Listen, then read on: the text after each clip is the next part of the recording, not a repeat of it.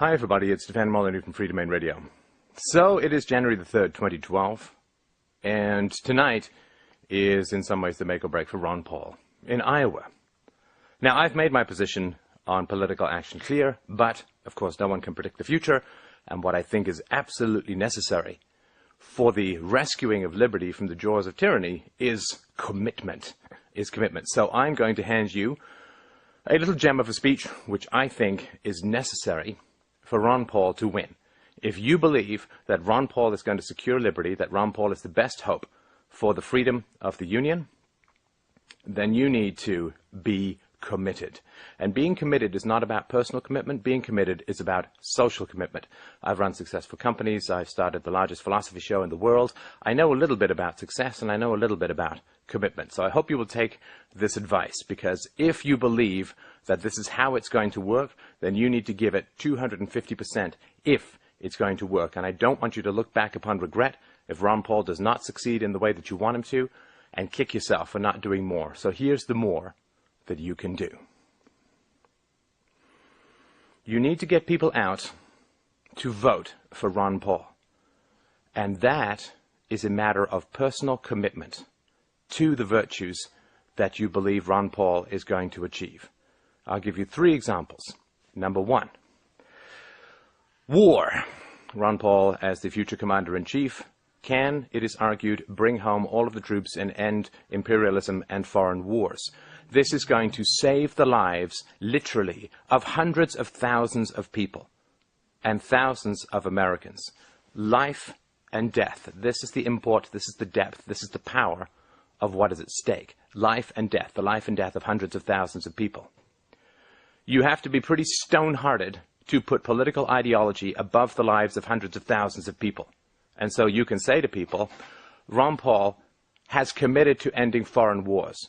Ron Paul knows what it is like to be ideologically pure. He knows what it is like to do that which is unpopular for the sake of that which is true and that which is good. And so we have every reason to believe that he will follow through on that commitment, which will save the lives of hundreds of thousands of people. I am committed to saving those lives. I am committed to getting him elected. Now you need to cough up $20, and if you don't have $20, I will beg, borrow, or steal it for you. And you need to come down to the convention, and you need to cast your vote for Ron Paul tonight, because hundreds of thousands of people's lives literally hang in the balance. Now, if you say yes to me, if you trust me, I have studied this stuff for many years, I am in-depth, I am knowledgeable about these things. If you trust me, then I will thank you. I think the future will thank you. I think we will look back and look at it as a turning point in a change in your life, in a way of doing things that is even better than what you've done before. If you do this, I will thank you, because it will show me that you care about me, that you care about my opinions, that you respect where I'm coming from, that you trust me, that you love me. And I will thank you for it. It's a favor. It's an hour or 2. It's $20, which even I will cover if you can't. But I will view it, even if you don't agree with me fully, even if you don't agree with me partially. I will ask you to trust me. I will ask you to give up an hour or 2 in our whole lives for the sake of something that is incredibly important to me, that I deeply care about, and that I consider essential to the way that we live and to the future of the freedoms that we all so value.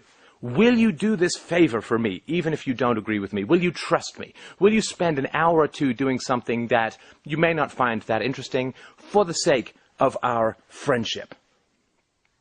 If you're a stamp collector, I will spend an hour or 2 looking at your stamps. If you're a bird watcher, I will come out with you and sit in a hutch and watch the birds. If you're a train spotter, I will come out and note down the numbers of trains for an hour or 2. Because I care about what's of interest and important to you. I am asking, I am begging, I am pleading for you to have an interest in that which is important to me, to spend an hour or 2 for the sake of our relationship, for the sake of our friendship, to come down with me and do this thing that is so important for me. Just do it for me, even if you don't believe in anything that I believe in. Just do it for me. Just trust me. Just show that you will do something that is mildly inconvenient for you for the sake of something which is incredibly important to me. So please come. Now, if you don't want to come with me, then I know that you don't respect what it is that I believe. I also know that we are on opposite sides of this issue, and since this issue involves the lives and death of hundreds of thousands of people, this is going to be a serious blow to our relationship. It's not a threat. It is just a recognition of reality. That if you are for the continuance of foreign wars, then you are for the murder of millions, of hundreds of thousands of people. That is a serious blow to our relationship, because that tells me where you're coming from morally. It also tells me that you don't trust me. It also tells me that you don't respect me. It also tells me that you're not willing to put out a little bit of inconvenience for the sake of something that is incredibly important to me. And I also believe incredibly important to you. But you need to come down with me. I will thank you. I will buy you dinner. I will do whatever it takes to make that as enjoyable as possible for you. You need to come down with me and do this. If you do it, I will thank you. We will be closer. We can talk about it. Fantastic. If you won't do it, well, I know where you stand, and I know where our relationship is. And that will be very sorrowful for me.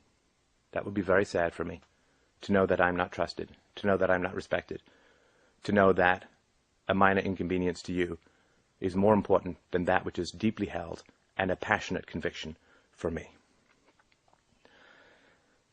The Federal Reserve. Yes, I know I bring up the Federal Reserve, everyone rolls their eyes, but surely you've noticed that everything's getting more expensive. Surely you've noticed that there are no jobs around. Surely you've noticed that the national debt is getting bigger and bigger. Surely these are not facts that are subjective or crazy on my part to bring forward.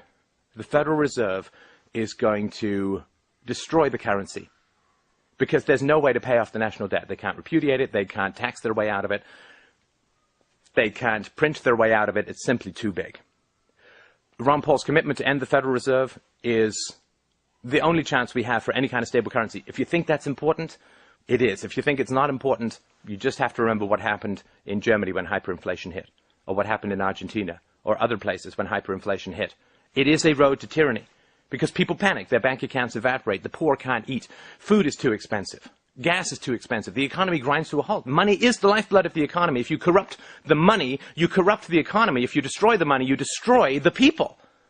Because everything that we do, the cities that we have, everything is reliant upon sound currency. All the economic transactions that bring food into cities, that bring gasoline from overseas, that pay people, that is money in the bank, that is life savings, that is people's blood, sweat, equity from their entire lives, is at risk of evaporation if the Federal Reserve continues to create the kind of money, the massive amounts of monopoly money that it has over the past few years. This is important. Just because you can't see it yet doesn't mean it's not going to happen.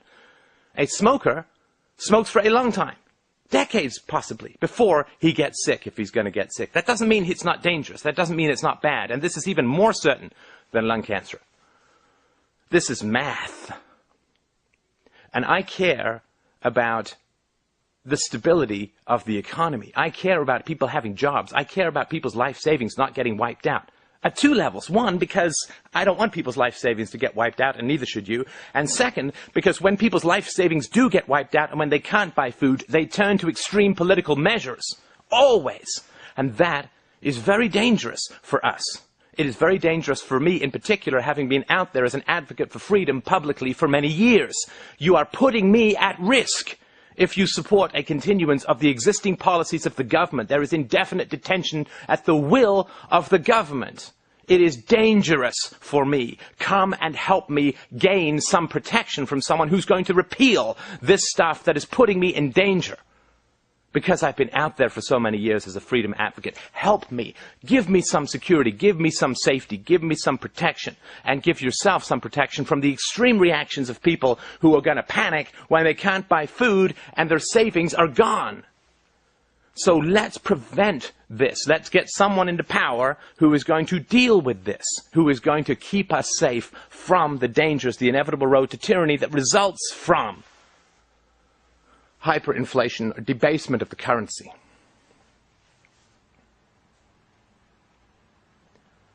The drug war.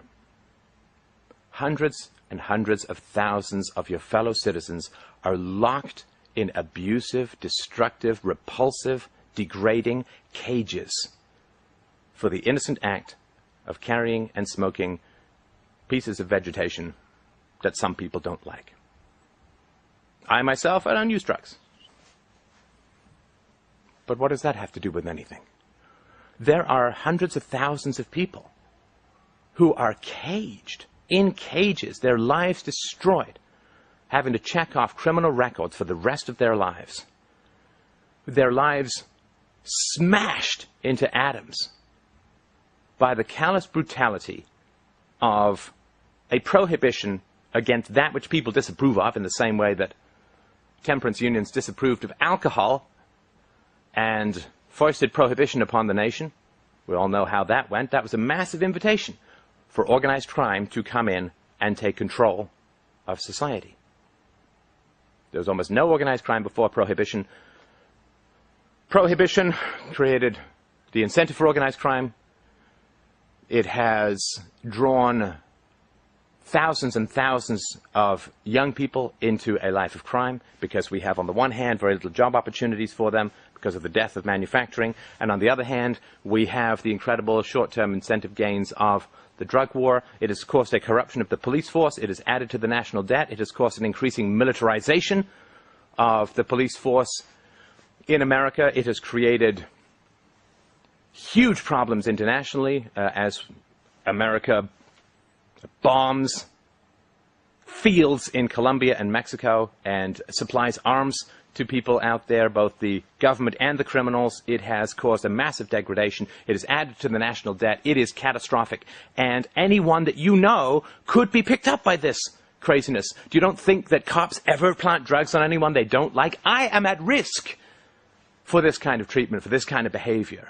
This has to end. We have to set these people free. This is a way to deal with the budget issues. This is a way to deal with civil liberties issues. And if you are not going to support Ron Paul with me today, if you are going to avoid that hour or two of inconvenience that I'm asking you, I'm begging you, I'm pleading with you to provide to me, to provide to the country, to provide to the future, to lay the foundation for the security and freedom of tomorrow, then I know that you are for innocent, peaceful people being locked in abusive, degrading, destructive, inhumane cages. And that is a serious blow to our friendship, because I don't think that I can actually respect someone who is for the murder of hundreds of thousands overseas, who is for the kidnapping and imprisonment and locking in cages of peaceful people, and who is for inflation, which robs from the poor, for the coming instability of a currency crash, which has been predicted. Hey, don't listen to me. There are thousands of experts out there saying exactly what I am saying. I'm not making this up. This is a fact. It has happened before in history. It will happen again in history, but I damn well do not want it to happen here. Because this is the shining city on the hill. This is the bastion of freedom. This is the last and best hope of mankind. Here. Because if tyranny happens here, the lights go out across the world. The lights go out across the world. Because this was the noblest and freest experiment in history. This was the city on a hill built on the foundation of principle, of property rights, of non-aggression, of the peaceful and voluntary interaction, trade, and resolution of conflicts between citizens, of a tiny government, of a minimal government, of a minuscule government, which has grown and swollen like a cancer until it is going to overwhelm and slaughter the body politic. If we cannot be free, none can be free. And you need to come down with me tonight. And you need to put that checkbox in. That is all I am asking. And you can mock me and berate me until the end of time. But I'm just asking for an hour or two. I've made my case. I hope that you will accept my case. If you do not accept my case, don't do it because you believe it's right. Just do it for me. Just do it for me. Sometimes your doctor will tell you to do stuff that seems counterintuitive, that is painful. Go for rehab if you break your leg. It's really painful and it's hard. But you do it because you trust the doctor. I have studied this for many years.